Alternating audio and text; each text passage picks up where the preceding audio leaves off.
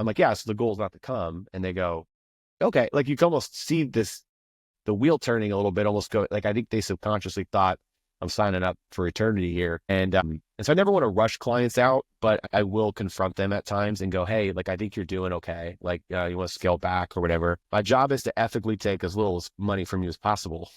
Welcome to the Reality Therapy Podcast, where the truth will set you free.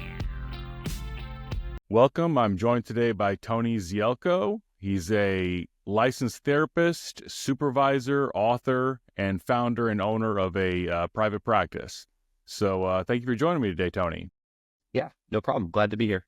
Nice. So tell me a little bit about what you do as a therapist. Yeah, so I'm a licensed therapist in the state of Arizona. So that means that I've kind of gone through all of the things that need to be done. I went through grad school, did my internship hours, and then I took comprehensive exams, graduated grad school, took licensing exams, passed the licensure. Then I went through the 2 years of supervised licensure with the state under a clinical supervisor, and now I'm independently licensed.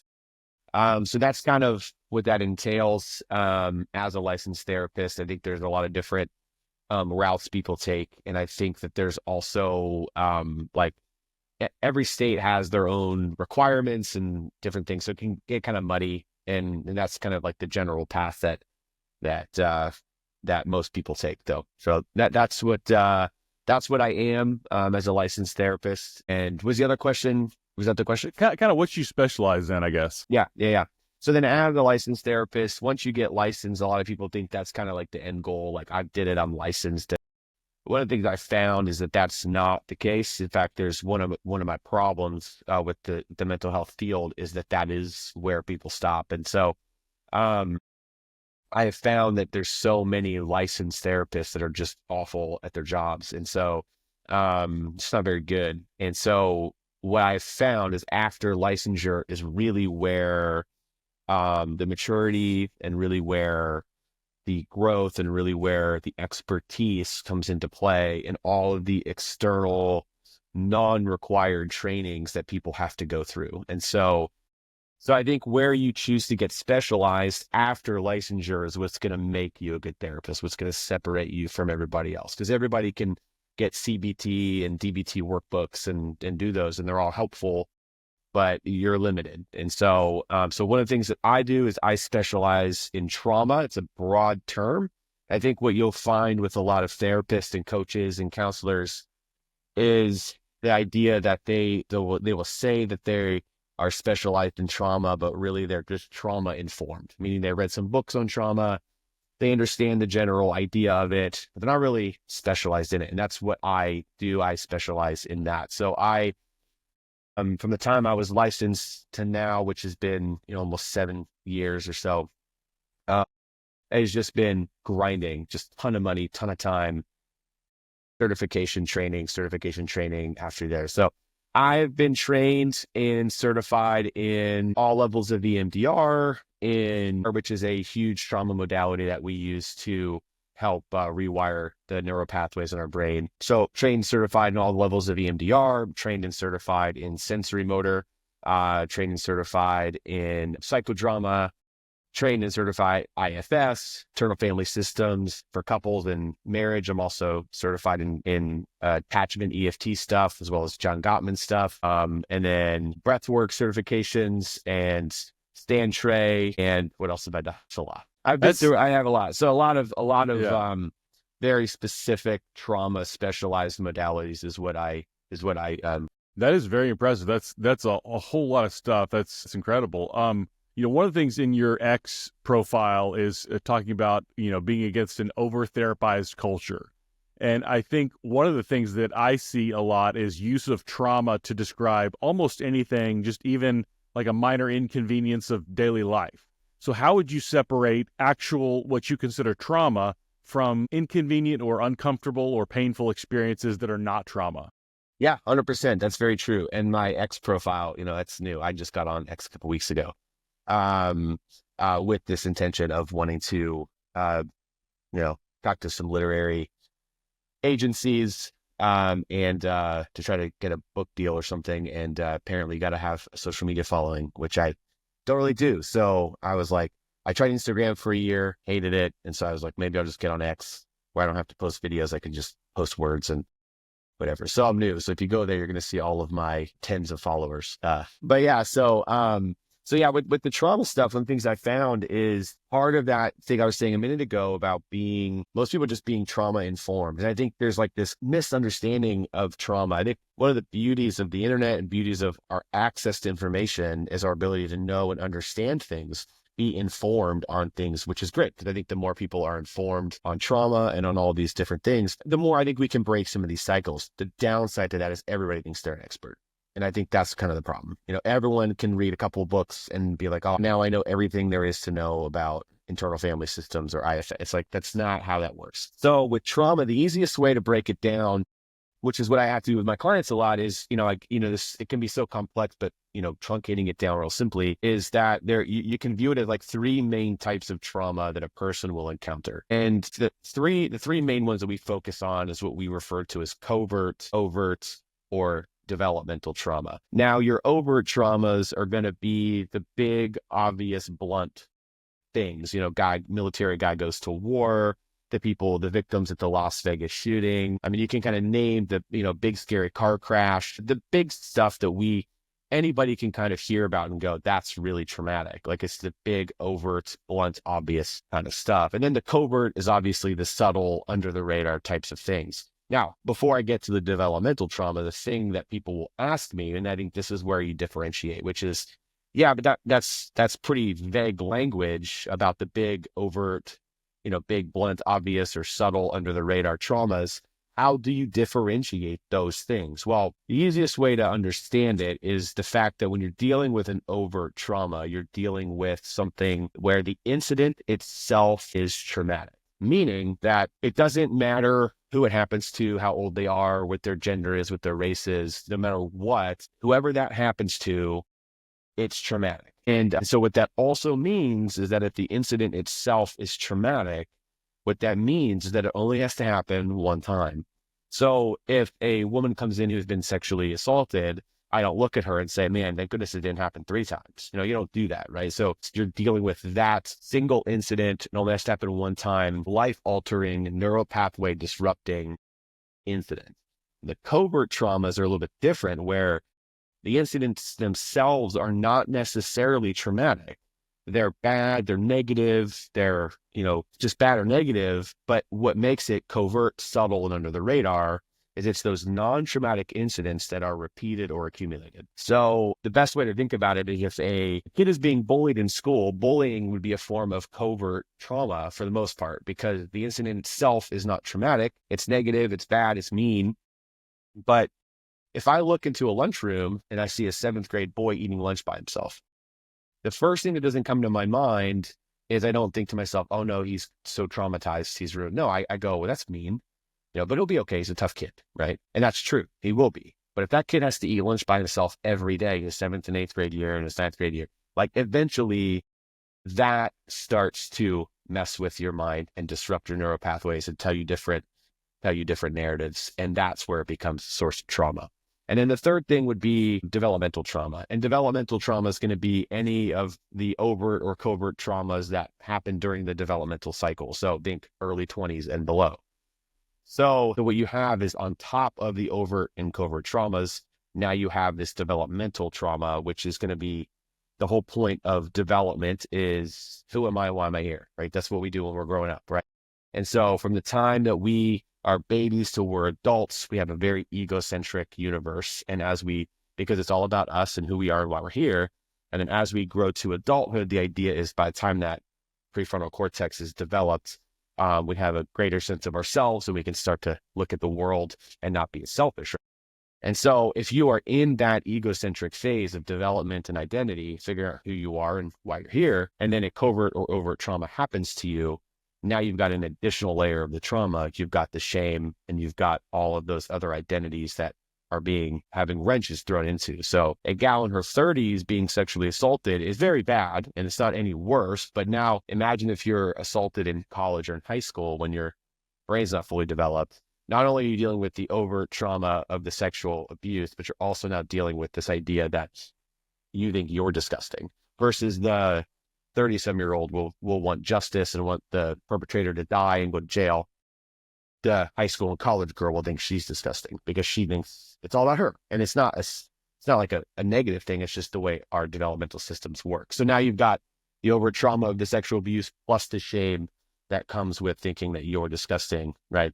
So, which we know is not true, but that's where your brain goes. So those are the three easiest ways to understand trauma versus just having an uncomfortable or negative experience in our life, right? These are altering incidents that we go through. That is really fascinating. Thank you for that. I've never heard trauma broken down exactly like that before. That's very insightful. I think that's really helpful to conceptualize it that way. Mm-hmm.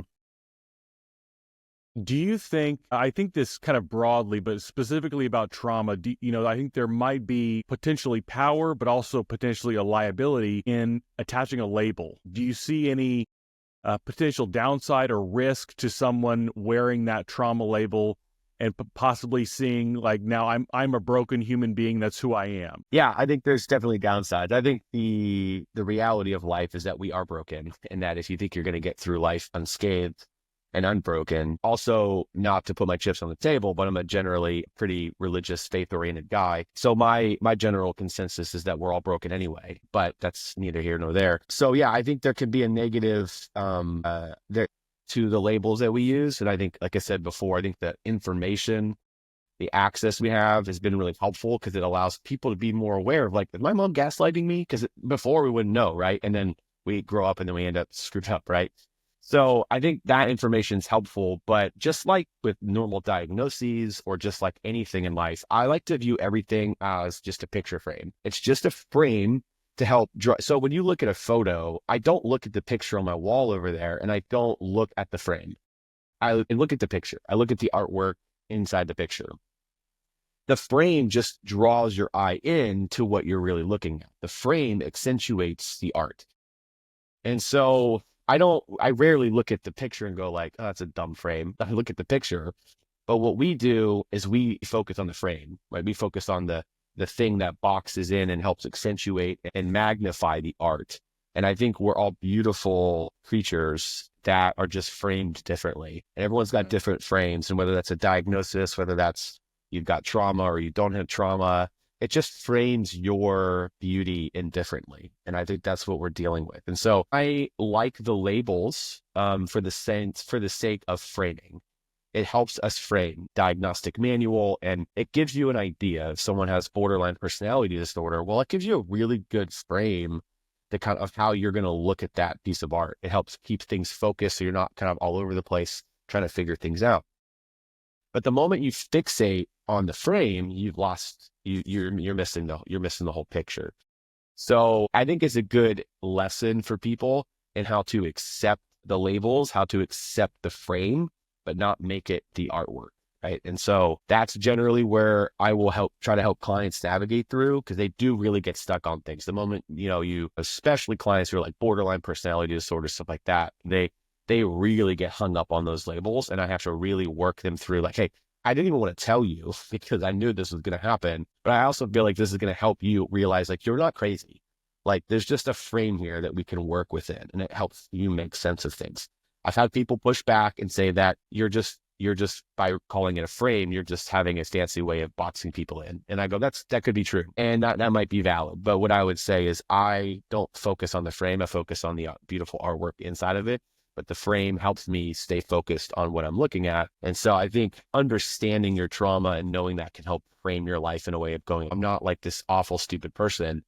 I'm not a piece of crap, but this just helps me understand things. So I think same with diagnoses as well. Yeah, thank you for that. You mentioned faith. I'm wondering how faith informs who you are as a therapist and helps maybe shape your practice. If you could touch on that. Yeah. Well, if I'm quite frank, I would say that my initial flinch would say that it doesn't shape any of it, because it doesn't matter what I think. And what I mean by that is like the moment a therapist can get that through their head, the more successful they'll be. The moment a therapist can get out of their head that they're an expert, because listen, a client comes to see you, it's known, it's expected that you're the expert. Otherwise they wouldn't pay you. to come. But I think we get in our heads, we get into these weird, kind of egocentric phases as therapists of like, I'm the therapist and this is my practice and this is my focus and this is my thing. It's not about you. And so a good therapist, first off, it's unethical. If you want to be licensed with the state, which you don't have to be, but if you want to be licensed with any state, you can't have your faith shape your practice or who you are as a therapist ultimately, because now you're eliminating an entire group of people that you could help with your clinical knowledge by isolating them, and they might not feel comfortable seeing you.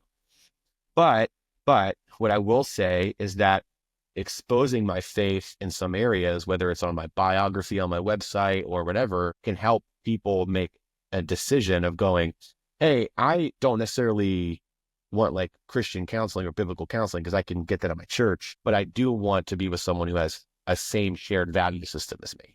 And I think that's the same with politics or anything. So I don't let it shape it at all, because I want to be the therapist I need to be for any one of my clients, whether it is a client that is religious or not religious. I want them to be able to come in and know that like, that's not going to be hanging over the thing. We just don't talk about it. It just doesn't come up. So there's ways I navigate that. It's pretty obvious in my bio. I'm not preaching my bio, but I have a line or two that kind of emphasizes faith is important to me, but we don't have to talk about it if you don't want to. And then also in the informed consent, there's literally a line that I have, not informed consent, in the questionnaire that they get when they sign up for therapy that says, do you want spiritual or faith integration into this? And a lot of people check no, and I just don't talk about it. It just doesn't come up because it's not about me. So with that, it doesn't shame my practice at all. I will say that because so many people on our team are faith oriented, we do tend to get a lot of contracts with churches and LDS wards and things like that. But we have very many people who are not Christian as well, and we don't push the issue. Our goal is to have a therapist for every story, and I think we do a good job with that. I'm wondering, because I'm just about to start my practicum, and I'm wondering how I'll respond to certain situations. And also, faith is very important to me. And I'm wondering if you ever catch any kind of countertransference where, client comes in and says, I think all Christians are hypocrites. I think Christianity's a fraud. Like, does anything pop up for you personally? Yeah, all the time. Oh, no, not countertransference. I don't. I'm sure there's therapists on our team that have countered that, and we've had to address that a few times. Whether it's like, we have some people on our team who, were maybe used to be a certain religion and they're not anymore. And so now they're very anti the religion. And so anytime anyone talks about religion being good in their life, they can get a little activated. We've had to work through some of that. And we've had to work through people being a little too religious in their therapy, where it's like, listen, there's nothing wrong with it. It's just unethical as a licensed therapist. So if you want to do that faith-oriented route, you need to not be licensed, and you need to be a biblical or Christian counselor, usually under the guise of some kind of church, or have some kind of accountability there. Because I still think there needs to be accountability in some way. You either need to be clinically accountable with the state, or you need to be biblically accountable with the church or an elder board. And so if you're just some rogue Christian counselor, it's like, how can I trust you? And so there's nothing wrong with being overtly faith-oriented or wanting to only work with faith-oriented people, but you need to differentiate that, I think. And so I've never had any counter-transference, but clients do have transference with me. Because it's obvious in my bio, I used to be a pastor full time. So I'm still ordained technically. I can officiate weddings, and people know that about me. So when they come in to see me, they know that I'm a Christian. They know that I'm ordained pastor, and they get a little skittish. And I do feel like sometimes they will intentionally pick me to see if they can like rub me the wrong way. And they find out very quickly that they're like, okay, this guy's pretty cool. He doesn't even seem to care. And so my whole thing with that is that I just want them to walk out feeling like and knowing that I'm there for them. It doesn't matter what I say. And that's actually a question I ask them all the time. They will often say, what do you think I should do here? What do you think I should do there? And my reply is always, why does it matter what I think? Why do you care so much about what I think? And they're usually just like, well, one, I'm paying you. And I'm like, yeah, but you're paying me for what? To make your decisions for you? What are you paying for? Like, why does it matter what I think? So like, what if I say something that you don't agree with? Are you going to do it anyway and then blame me later? Like, what's going to happen? And so it leads to a lot of deeper questions, because then you get to issues of like, they weren't validated as a child and they're looking to this authority figure to validate them. You are making the right decision, but maybe I don't agree with them. I don't agree with a lot of my clients. but they do the opposite of what I say constantly. But that's okay. I'm there to help guide them through this process. And so that's what I want them to get out of the therapy more than having my faith influence it. Now, does my faith influence my personal values? Yeah, of course. Yeah, 100%. It impacts my political views or how I raise my kids or all those things. But I don't bring that into the therapy room unless the client wants it. And then if the client says yes to that faith spiritual integration, then it's no holds bar. I ask the client at what level they want that integration, and a lot of them come to see me because of that, and they do want the God conversation involved, and I'm more than happy to bring that in as long as they agree to it. Yeah, I think what you just described is so admirable. To really the core part of that is the client's well-being comes first. My feelings are not relevant here. It's the client's well-being that's relevant. And that seems to be kind of an issue that therapy doesn't always get right as broadly as a profession. Like, do you see in the profession as a whole, there's kind of gaps where it's like, I wouldn't work with somebody who has XYZ views or doesn't think like me. Do you see that? It's probably the most common. Like, if people are Christians, they won't go see a therapist who's not Christian. And I don't know if there's necessarily anything particularly, like, I guess, wrong with that. But my question is, why? You're paying a lot of money to go to therapy. You can go to your pastor. You can go to a biblical counselor. Why are you going to therapy? Are you going to therapy for what? For validation? For what? And I think a lot of people end up picking a therapist, clients who might be, in the LGBT community or might be transgender. They won't go to a therapist who's Christian as well on the opposite side because they don't want anybody to push back on them. And I go, I want people to push back on me. I really do. In fact, I go to a church that I don't agree with everything that they say, but that's on purpose. Because why do I want to go to an echo chamber? Yeah. I want to walk away and go, I don't know about that. And then I research it or I ask questions. And then I go, nah, they were right. Okay. Or I go, nah, we just don't agree with that. And that's okay. That's fine. Yeah. I could be wrong on this. It looks like from my perspective in grad school and from observing a lot of other therapists, there's almost like a customer's always right mentality where it's like affirm everything the client says or does or believes because, almost like you don't want to hurt their feelings. And, my background is working with people with drug addiction, alcoholism, and you absolutely cannot affirm what they want, or what they think is best. Used to do, your job literally would be the opposite of that. Yeah. It has to go, yeah. And that is probably my biggest rub with the mental health field currently, which is why I'm trying to work on this second book on this topic, because that is exactly the issue we're running into, which is that therapy has evolved at some point into what you said, which is just not hurting people's feelings, has evolved into we just have to validate. Our job as therapists is not to validate. Our job as therapists, the idea of therapy initially is to guide people through healing. And what we do is we end up perpetuating pain and cultivating victimhood because we just validate. Validation is just the first step. You have to validate a client's existence to build rapport, to build trust. Maybe they've never had validation in their life and you're the only place to get it. So there's that. You got to validate a human's existence. But then you use that validation of their existence to go, how can we help heal you to be the best version of yourself? If what we've cultivated is a cycle of therapy where you're the same person today as you will be in 10 years, just with less people in your life because you cut toxic people out of your life. You're not any better. You've just eliminated people from your life. And you convince yourself you're better, but you're not. And so our goal is to help people through healing, not perpetuate pain and cultivate victimhood. And that is exactly what it is. Now, the reasons why therapists do that are, I think there's 100 variables involved. I think there's obviously people with agendas. I think if you look at the left or the right, there's people who, their sole focus is on this left issue or this right issue. And so they push those agendas and they want to validate the people within that. I also think that there is financial motivation. There's a lot of therapists on my team, and we fluctuate between 15 and 19 therapists on my team. So we have 2 locations currently, and there's I think currently there's 16 people on our team. We were up to 19 at one point. We're going to drop down to probably 14 here soon, and then we'll build back up again as people cycle in and out. So we have a lot of therapists on our team, and we bring them in through internship, and then they stay on, and then they become licensed. And one of the number one things that I have to have conversations with our therapists about regularly in our supervision is stop seeing your clients as paychecks. They are not your paycheck. They are your paycheck, but they're not your paycheck. And the moment you get out of that is the moment you feel free, because you panic. And then you get into this cycle of every single session has to be this big aha moment. You have to know exactly what to say. You have to know exactly what to do. You start planning out your sessions, and then you go into the session with your agenda, not theirs. And you just want to make the client happy, and you want them to have these aha moments, and you don't want to make them mad. You don't want too much confrontation, because then they won't come back, and then I lose that money. And I think there's a lot of financial motivation for that.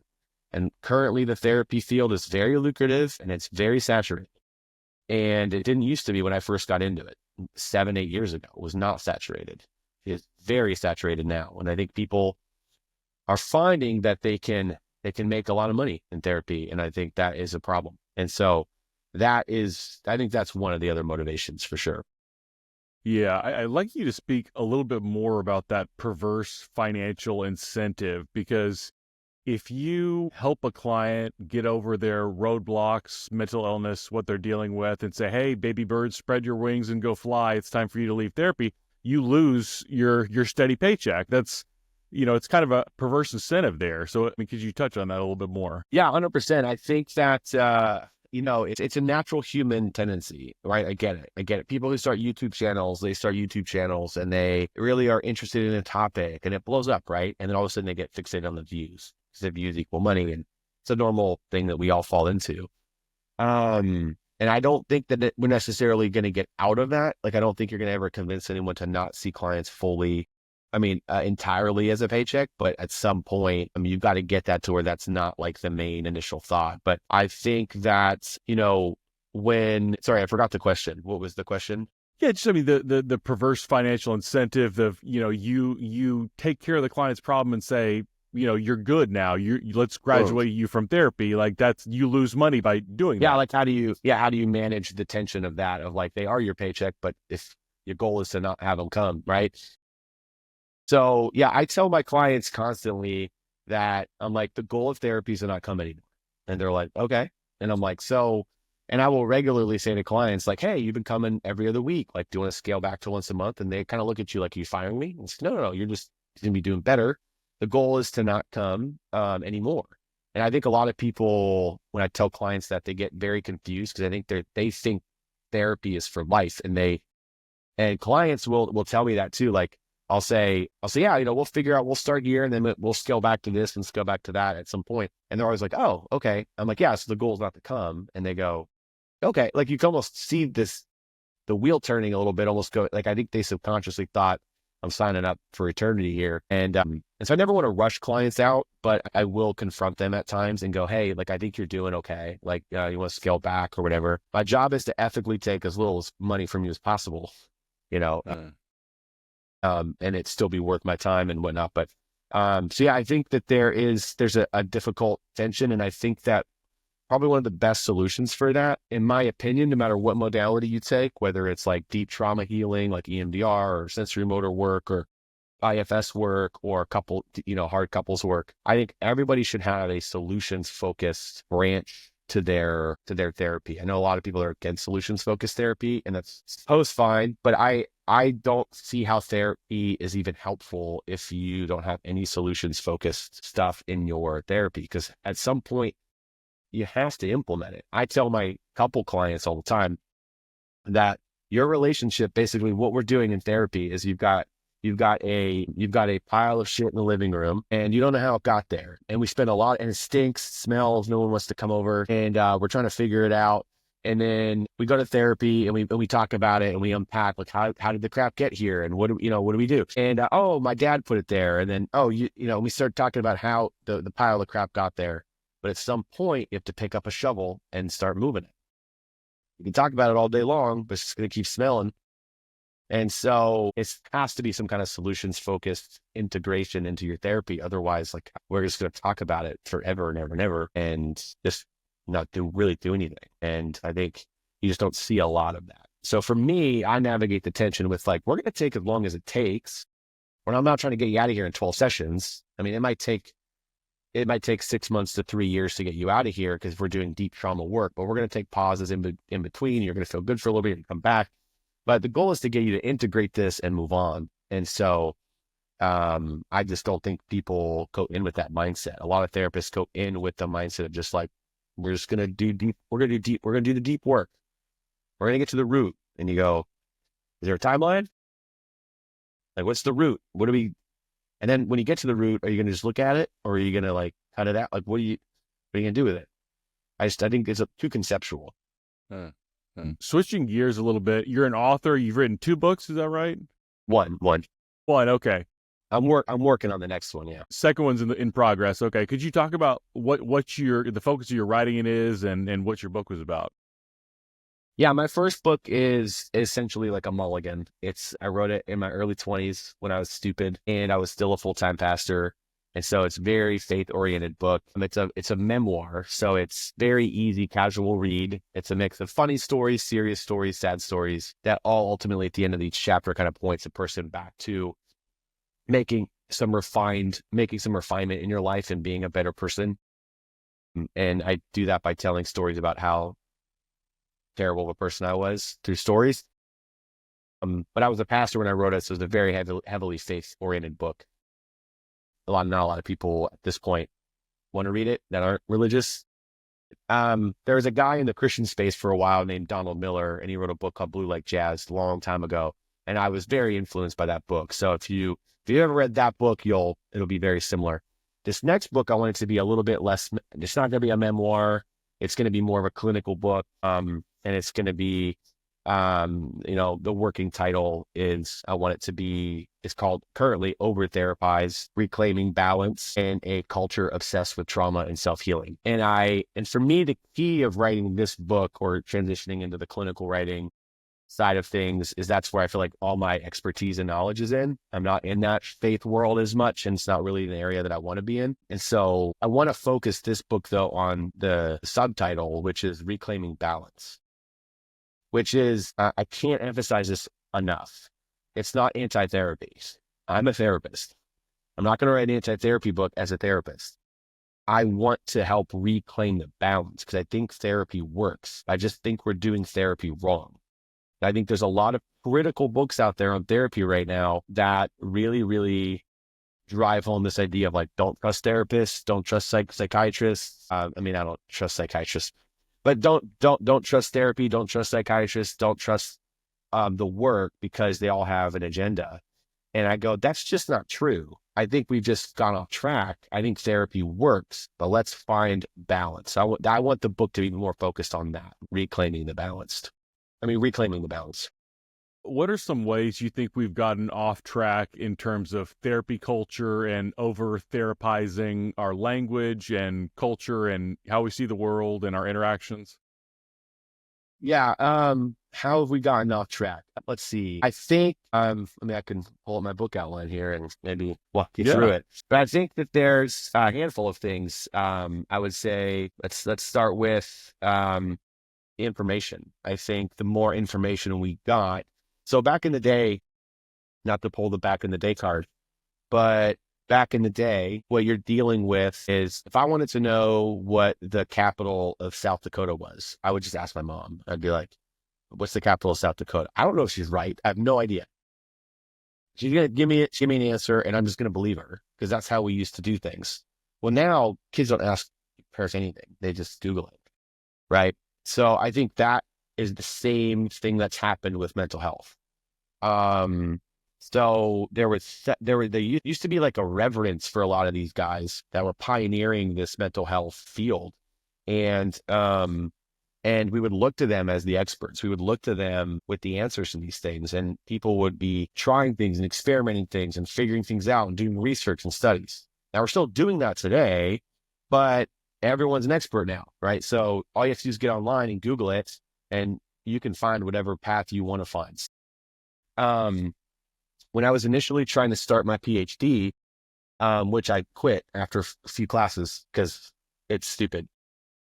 But one of the things they told me in school was they were like, I was panicked because I didn't know what my dissertation was going to be on. The person was like, that's actually good.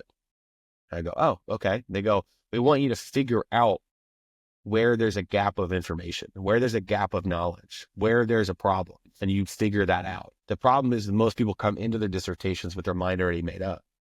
And I went, oh, I didn't know that.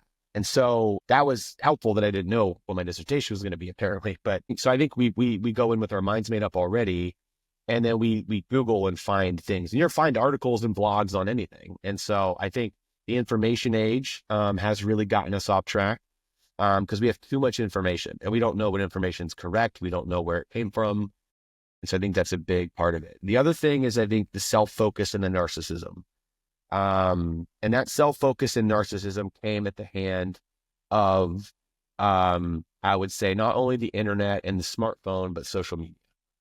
And not to keep harping on social media like everyone in the world does, but there really is a problem with it. And it's that when you get on social media and you read, like I'm new to Twitter, but if you get on X and Twitter, like, and you start reading stuff, you're like, oh, everyone is just so pretentious. Everyone is so pretentious. Everyone knows everything. How do you know who these people are? And then you click on their thing and then you go to their profile and you go to their links and maybe look up a few of their websites and you find out it's just some chump in Idaho.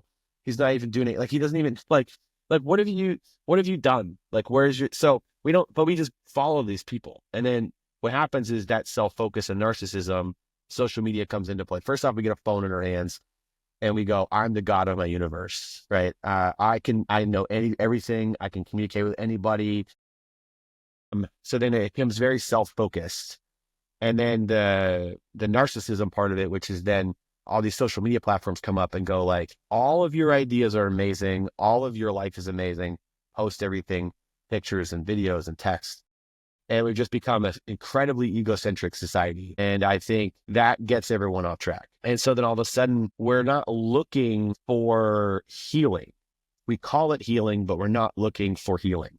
And then through all of that, like we talked about earlier, comes the diagnosis and the identity. So we're really just still in this process of like this self-focused narcissism of it, where then we get into this idea of like, I've got to label it. I've got to figure out who. So then it becomes more about me. This is just more labels for me, more labels for me. And then that leads to victimhood and all that kind of stuff. But then we get to the other part of it, which is then when we get into the healing journey. How many times have we heard that word? The healing journey. And again, it is a self-focused, I'm the God of my universe mentality, where it's this healing journey that we're on. Healing becomes a lifestyle rather than a goal. And then all of a sudden it creates this, well, and then within the social media world, then you also get this thing where every therapist is an influencer. Everyone wants to have a brand. Everyone wants to have a platform. Everyone wants to have all these things. It's not about you. It's not about you. It's just my rub with social media this whole time, and why I've been really absent from it for years, is because I don't care. It's not about me. I don't want it to be. I want to help the clients I want to help, and sometimes I'm not helpful, and I just want that to be the thing. And then, but we get on and we have to have all these videos, we have to have all these courses, and we have to have all these things. And I just want to write a book, and the people who want to read it. But unfortunately, that's not how it's working. So then you get, everyone's on a healing journey, and then every therapist wants a brand, and every therapist wants to be an expert on the thing and have a course and edit their videos really cool and fancy. And just because it's edited well and filmed well, everyone thinks they're good at what they're saying. Their stuff is good. That's the thing that drives me nuts, is like, these people post videos on Instagram and they're like really good at the video and the editing, and like they look good and they sound good while they're saying it. Or I'm actually like, they must know what they're talking about. Like, or they're really good at video editing. Like, how about that? I actually trust the guys who, like, if you ever watch a video with Dick Schwartz who's the godfather of IFS, he's got like these dumb headphones on and his video's all grainy and it's like not good. I trust what he says because it's not pretty. But anyway, so then we get into this like healing journey kind of culture. And I think that's where we've kind of fallen off track, is that everyone's become self-focused and the God of their own universe. So therapists are more interested in the brands. They're more interested in being an expert and not actually helping people. I'm not saying they don't want to help people. They're just more interested in the brand, more interested in making money, more interested in being popular, more interested in having a course, more interested in all the things than actually helping people. So I'm not saying they don't want to help people at all. I'm just saying they're more interested in the other stuff. because I've gotten in trouble for that before. And then clients are less interested in healing. Again, still interested in healing, just less interested in healing and more interested in the journey, having a treatment team. And it just becomes a culture obsessed with trauma, culture obsessed with self-healing. And everyone wants to have courses and have videos and have a platform. And I think people are a lot less interested in the change part of it. I think That's good. Less money in it. So you're a man, and I believe it's around 20% of therapists who are men. So it's a smaller minority in the field.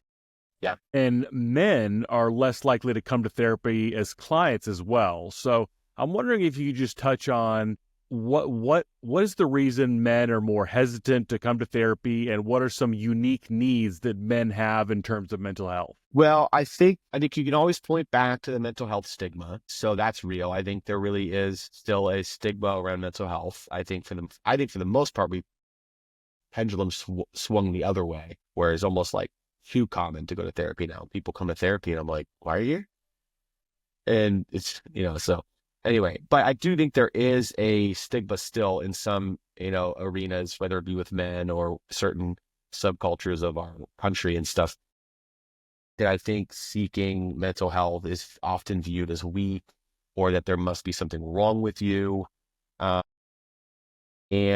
I think that that is obviously still a thing that I think men, struggle to get over. But I think the problem with the mental health culture currently turns men off. You either get your a-hole guys like Dr. Phil, who are, I like Dr. Phil, but just like, he's just that, like, you're stupid, kind of thing, and men don't like being called stupid. They don't like that. They get patronized. They get like talking down to, it's more of like a dad who's yelling at you, or a mom who's yelling at you. And so I think they either get that or they get the coddling, and they don't like your coddling. Like, they don't like talking about their feelings. Men don't like vulnerability anyway. And so having to come in and just like talk about your healing journey, they're like, give me some practical things. Like, I have a few clients, I have a lot of men on my caseload because I'm a guy. And one of my things I get the most from them is just like, hey, any homework for the week? Because they want something to do. Like, they want to work through it. And I don't think they know how to. So I think our current mental health culture turns men off. For the couples therapy, I had a guy just last week tell me, he was like, hey, if I'm a little skeptical, I just want you to know it's because I've had a lot of bad experiences, and every time I come in here with women, it always ends up being just like my fault. And like, I think so it ends up being like they're afraid they're gonna pick sides, and as men are a little bit more expressive with their posture and tone, that, a lot of therapists will pick on them, I think. And a lot of times men are the problem. But, and then I think lastly, the fact that there isn't many male therapists is a turn. I think they want the women. I think they don't want to feel like they're being talked to by their mom. And I think they want well-respected older men, in therapy. So I think part of the problem of why men don't go to therapy is because there's not that many male therapists. There's probably other reasons, but those are off the top of my head what I can think of. Yeah. When I was personally trying to get sober, it felt like this very stark divide between the world of therapy and the world of 12-step and AA. Therapy was very much feminized, very much, you're a sweet, sensitive, unique person. Let's heal your inner child, all this kind of stuff. And AA was the kind of the masculine side of things of, I'm a tough sponsor, I'm going to kick your ass kind of, mentality. And I feel like there's got to be some kind of in-between or third option for men, It doesn't seem like there is a lot of times. Yeah, again, and listen, you're talking to someone who's certified in IFS stuff. So I love healing the inner child. I love it. I love getting guys to cry. I love getting them emotional. I love tapping into the vulnerability. But also, we're going to implement it. We're going to have some solutions. We're going to do some stuff, which is why I love integrating that with things like ketamine-assisted psychotherapy, which some else I do, as well as EMDR or sensory motor or psychodrama work, something like that. I look practically, I don't think men are necessarily opposed to going deep. I just think they want to know, like, well, now what? Am I supposed to cry? Like, no. So I think it's helping men grow in their window of tolerance. And exactly, I think AA is just so pragmatic, but that's why it works, right? I mean, how many, is it hundreds of thousands of people have been helped by this point? Like, is it? I mean, it's a lot. And the reason why it works, because it's so pragmatic, and I think people connect to it. It's you follow the steps, and it's you get there, and it works, right? But I think then it can just become about the sobriety, and I think that's where like doing the deeper work can be helpful as a good balance. And so yeah, I think it has been feminized. I think a lot of that is just there's just so many women in the therapy field, and I think, and the other thing too is like a lot of the men that end up in therapy are pretty feminine as well. So I think there's like that. So not only is there like a low percentage of men in therapy, but a lot of them are feminine. Mm. And there's nothing wrong with being feminine, but it just doesn't help the masculinity side of things, So then we end up talking about toxic masculinity and how toxic men are, but then there's no way to help them because there's no real masculinity out there. Everyone's feminized everything. So then they're just constantly being yelled at and scolded and saying that having any masculinity is bad. I just think we don't have a good sense of masculinity, what that means. And then I think that pushes men away from going into the field, and it pushes men away from going into therapy as clients as well. And so, because I get my own therapy as well. And I remember I was trying to find a male therapist, and I couldn't find any. The few that I found didn't reply. So I ended up with another female therapist. She's fine, but it's just like, I wanted a guy and I couldn't find one. So I'm wondering if you have any opinions on the American Psychological Association. It was last year, maybe, they released guidelines for working with men and boys, and basically any kind of traditional masculinity is considered toxic masculinity. Okay, yeah. I mean, stoicism, competitiveness, any kind of anything that's traditionally considered masculine is a problem, and it's linked with misogyny, homophobia. So all kinds of, what's traditionally considered masculine is very demonized. Yeah. Wow.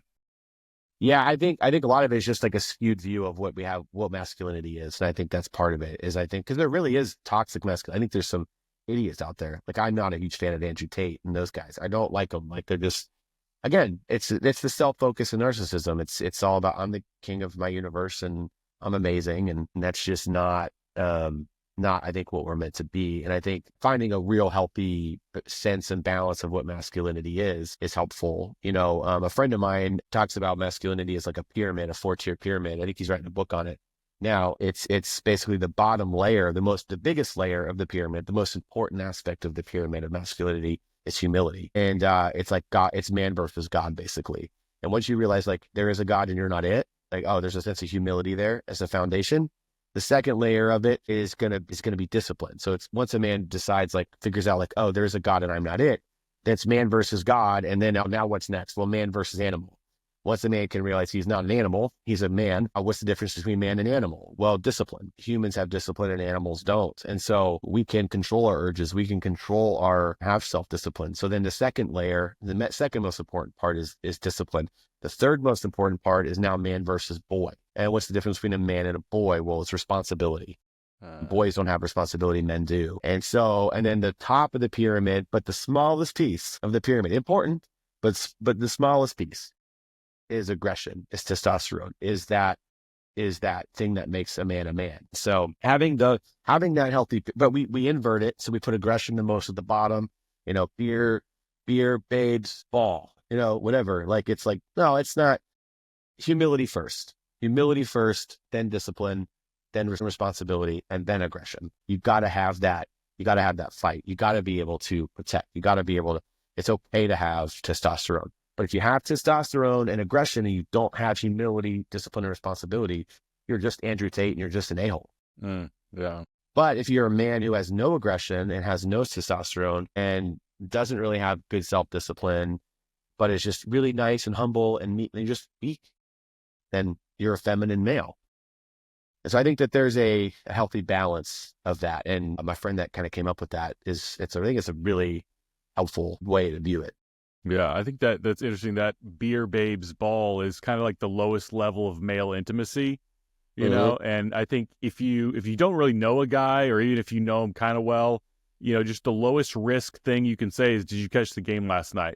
It's a low risk form of low level intimacy. What's really funny about that is I was just telling my wife the other day, I was like, I hate it. My son plays travel hockey and I try to avoid going to all practices. When I go to games, I try to stand by myself. I hate going because the hockey dads are the worst. And I mean that like tongue in cheek. They're not that bad. but like, it's just they just stand there and they're just like, yeah, so, and they just talk about their kid, they talk about the game, and they talk about how good their kid is and how bad their kid is. And they don't know how to talk about anything else. And it's just like so exhausting. I'm like, my son's 10. None of our kids are going to the NHL. Who really cares? Can we talk about anything else? And so I just avoid talking to them because they don't know what to talk about. And that's what my wife said. She's like, I think they don't know what else to talk about. It's like, it's true. But it's like so annoying because they're just like, good game last night? And you're like, yeah, and I go talk to these dads and they're like, did you watch practice last night? And I'm like, no, I didn't go to practice. No, oh man, well, and you're like, what are we talking about? They're 10. Like, yeah. That's interesting. So change of direction again. In my grad program, the social justice aspect has taken on such a huge proportion that oftentimes it almost seems to like overshadow therapy itself in terms of level of importance. And I'm wondering if you've seen any of that in the field where you're at and what your take on that is. Yeah. So I won't say the platform's name because it's inappropriate. It's not really important. But there's a platform at one point where I would go to get all of my CEs. So once you get licensed, you have to get continuing education credits, right? So every 2 years, you have to resubmit licensure and you have to get like 40 hours of continuing education, online courses, in-person trainings, like that. So there was this platform that I was using to get all my CEs. I would download all these online courses for the extra credits that I needed outside of the in-person trainings, right? So I needed like, I don't know, a handful of them. So I get on the site, I'm looking for a few more trainings.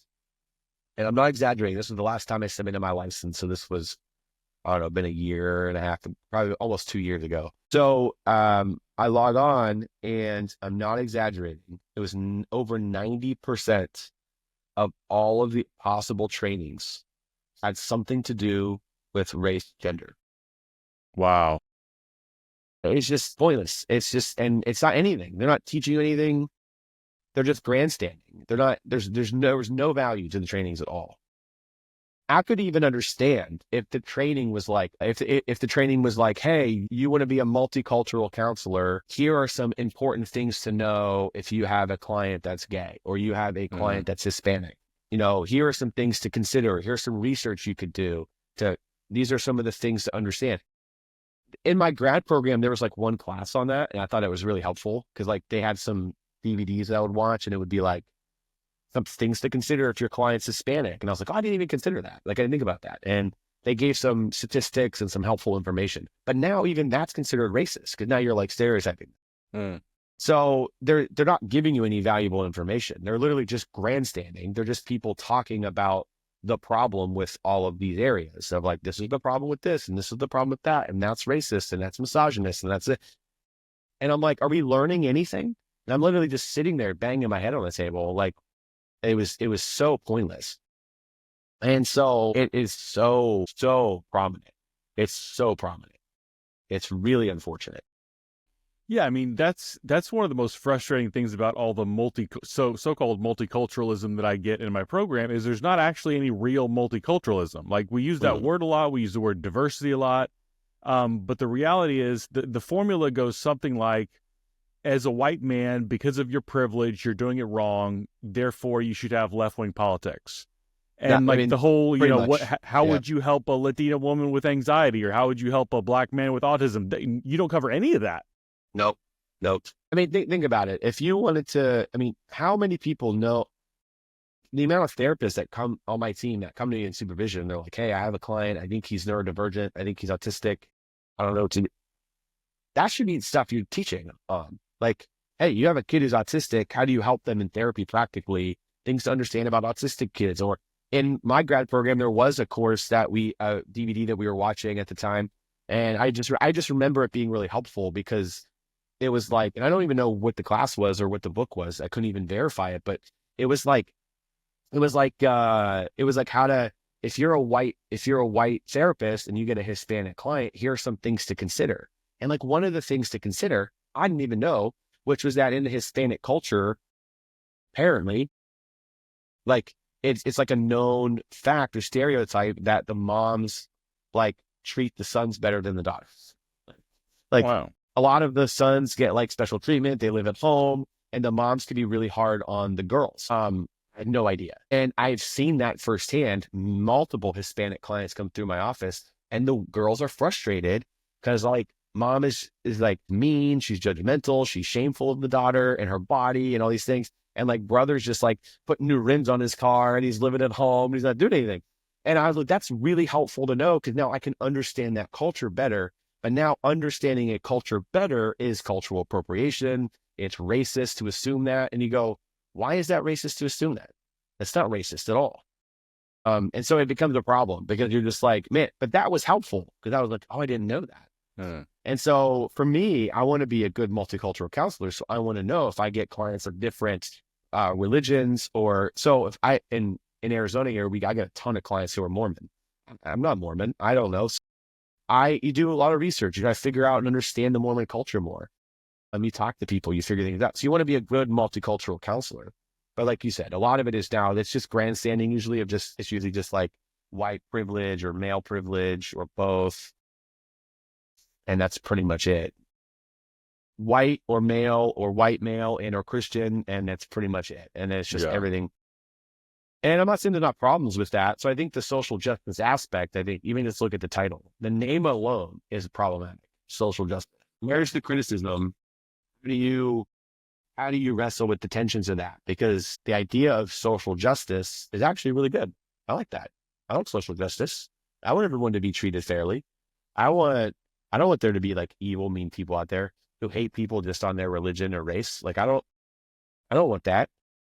But you can't even criticize because the name itself is it's like social justice. You're like against social justice. It's like, I'm not against social justice at all. I actually want social justice. And so it is important as a multicultural counselor to realize that most of our therapy culture was done by white guys. And so a lot of it, even John Gottman will admit that almost all of his marriage research is done with heterosexual couples.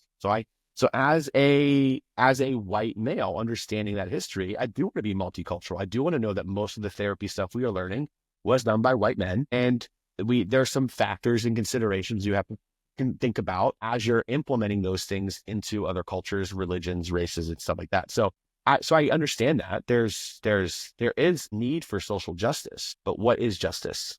And I think that's usually where we get off. And I think that's the problem. It seems like the answer is assumed from the very beginning. Everyone has their own idea of what a just society should look like, but they've already assumed, no, we declared this one to be the only right one, the only acceptable answer. Mm-hmm. You have to arrive at that conclusion.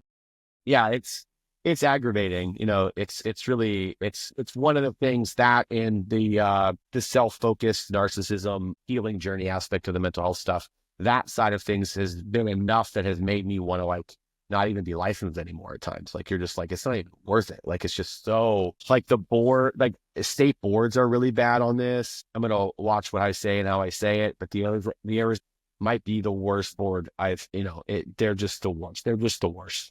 And I'm not going to get into the details, but because they'll just probably take my license for saying that because they're the worst. They don't care about you as the therapist at all. Their assumption from the beginning is that they must protect the public from you. Every state board has this mentality that you are the problem. You are the potential problem. So our job is to protect the public from you. Therefore, all a client has to do is make a complaint. All a client has to do is make an allegation. And their investigation process is a joke. They assume everything you're doing is ill intent. They can attack your website. They can attack the things you're doing. They can audit you at any point. And if you do your notes like a little wrong, they think you have some like nefarious reason. And you're like, I'm just a person who try to help people and I forgot to do my notes or whatever it is. You see it all the time. Now, there are bad people out there. And I think the regulation and protecting the public from some of these bad apples is important. But I think part of the problem is how we let people through the therapy process. The social justice agenda-focused universities pushing these through people, they're ingraining them even in the universities, and then they get out, and then even within the laws and then the public and the society, it's all just infused with all of these agendas, and then that becomes the thing. So we just have unprepared, simple-minded people trying to do therapy, and they're not taught to critically think. And so that's the real problem. Create better therapists. Then you don't have to protect the public from them. And so I think there needs to be better gatekeeping. I mean, there's so many people in my grad school cohort, and I'm like, I'm like, why are you graduating? Like, they should not be, there should be some classes you go through and the professors go like, you're not ready. You're here to resolve your own trauma. And that's the problem that I see most, is that there's a lot of therapists that have a lot of unhealed trauma and they're just projecting that onto their clients. And they're using the therapist role as a way to heal some version of whatever they went through. And then that becomes their niche. I have religious trauma, so I'm going to go into the religious trauma world, right? So I had really bad parents, so I'm going into eliminating immature, adult parents, cutting people out of my life. So people have these like problems, and then that becomes like their focus. And really so to me, it's like we've really just slid off of the whole purpose of why we do what we do and what we're really trying to accomplish. And the social justice aspect of it has been probably one of the biggest cancers to it. I think there's a lot of value in it, but it's just been taken too far. I'm wondering if you see any like overt political bias. And what I'm thinking of, it in my program, I've seen from both professors and students a visceral disgust response when talking about Trump supporters. I feel like we're programmed or taught to respect every potential identity, but you talk about conservatives or especially Trump supporters, and it's like it's assumed these people are icky. 100%. Yeah. Get on social media, look at every Twitter feed of every therapist, majority of therapists, on Instagram, any one of these people with platforms. And what you're going to find is the day after the election, everyone posted similar videos or posted similar posts. I know today must be hard for you, kind of a thing. And you're like, guys, our job as therapists is to be like, why does it bother you so much?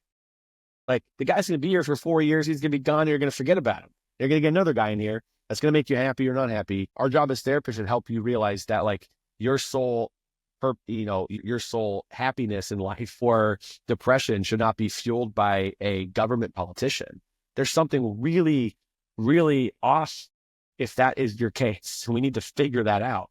Like, that would be my response, right? Is to be like, hey, why is this upsetting you so much? It's just he doesn't impact your day to day. He's going to take my rights away. Okay.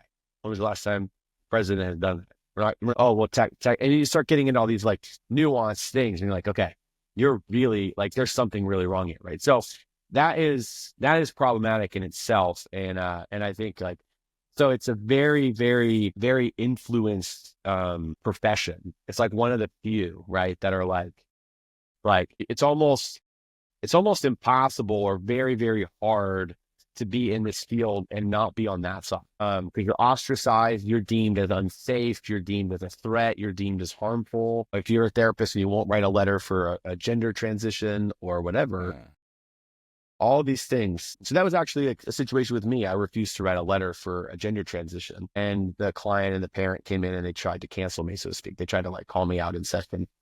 By the end, we were back on good terms and they were understanding of my position. But at first, it's like, why would you assume that because I don't want to write this letter that I hate you? And I told the client this. I said, who has been in your corner from the time you were 13 years old and decided that you were transgender, from the time you were 13? And your parents wanted me to do conversion therapy with you, which I don't do, but they thought because I was a Christian that I did. And now your parents are on your team. But all through that whole time, who was the most consistent person of just loving you and validating your existence no matter what you decided to do with your life? Me. And so don't tell me that I don't love you. Don't tell me that I don't care about you as a client. That's just not true. I just won't be responsible for making decisions in your life. And so you want me to write a gender transition letter? No, I'm not going to do that, because that would be me telling you that the best thing for you is to get a surgery. I don't think that's true. I'm not here to make that decision for you. You need to decide what you need to do in your life.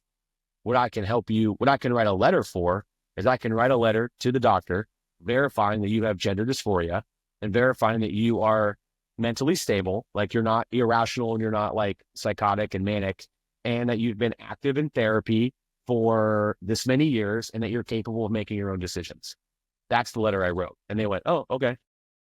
So you can do whatever you want. Don't tell me I have to like sign off on it. Yeah. I don't care what you do. I really don't. And I think that's the problem, is we try to get people like on our team.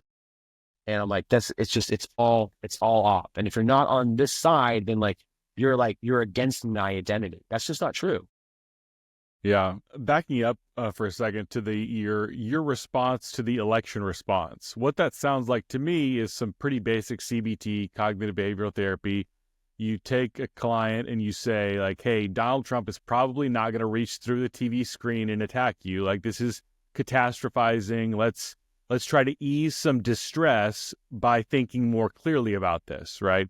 And I think it was Greg Lukianoff who described a lot of the social justice mentality as reverse CBT. It's like, no, let's blow this out of proportion as much as possible. This is literally Hitler just got into office. Like we're all under threat at all times. This mentality actually seems to be the opposite of what good therapy should be. 100%. Yeah, I agree. Like it's not gonna understand if like there's an election and there's a school board gets into office, they get elected, they get a position, and they're gonna like require everybody to recite John 3:16 before they start classes in the morning. It's like, okay, I get that. Like not everyone's a Christian. You're not supposed to try to make everyone a Christian in the school, in the school, in the district. Like I get it. I could see that being like a problem and not wanting that. Yeah, we're talking about the president of the United States, who isn't gonna reach the TV screen and like make you do something you don't want to do. It just doesn't work that way. And our system is designed for that. And so, yeah, it's really crazy. And that's really what you said happened is what really happened. So before we close out, I have one last question, and that is, what is one issue that we are not talking about in therapy and mental health that we should be talking about? Just one, huh? Just kidding. You can do multiple if you want. Okay. I will say there's two, one on the therapist side and one on the client side. On the therapist side, I think this goes back to my over-therapized culture frustration, is that I thought I was getting into the field with a bunch of like-minded intellectuals, right? People who cared about the clinical work. And then I come to find out that there's so many unstable, unhealthy, unhealed therapists out there pretending to be experts in stuff that they're not experts in. And they're just projecting their own unhealed trauma onto all their clients and wanting that to be the thing. So I think that is an issue that's not being talked about, because I think just because you're a licensed therapist does not make you qualified, does not make you good at your job. And I think that's a really big problem. On the client side, I think the diagnosis medication side of the equation is a problem. Now, there is a lot of people talking about the pharmaceutical problems, but I would say the problem that I'm seeing is coming more from the diagnostic side than the medication side, because I think everyone knows that there's medication problems. Everyone's over medicated and everyone's got ADHD and everyone's got, whatever. And so I think that is a problem. But on the diagnostic side, I think it's understanding the difference between what is a diagnosis and what is just normal everyday struggles.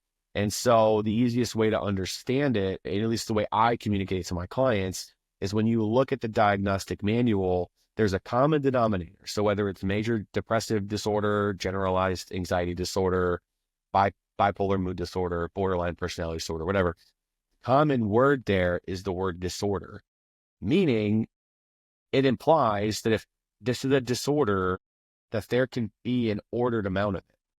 And I think that is a huge misunderstanding.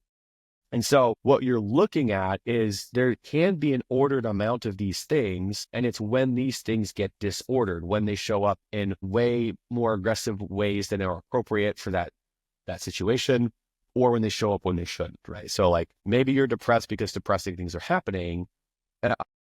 Is the depression disordered? Is it like way worse than what is actually going on? Or are you depressed for no reason? That's a different thing. So I think people on the diagnostic side go like, yeah, I meet these criteria for the diagnostic manual, but we just jump right immediately to that self-focused label to kind of help identify us, but we're missing the point of the diagnosis. And then we just use that to jump to the medications. And I think there is a big issue with diagnostics because we're not doing a good job at helping clients understand the difference between ordered and disordered. And so that's where I spend a lot of my time with clients, because I go, I'm not opposed to diagnosing you. In fact, I diagnose every client so that they can submit their super bills to insurance if they want to get reimbursed. And you have to have that anyway. But I'm not worried about it. Like I'm more worried about, is this ordered or disordered? And I think when clients get in that mindset, they go, oh, I'm not crazy. And you go, no.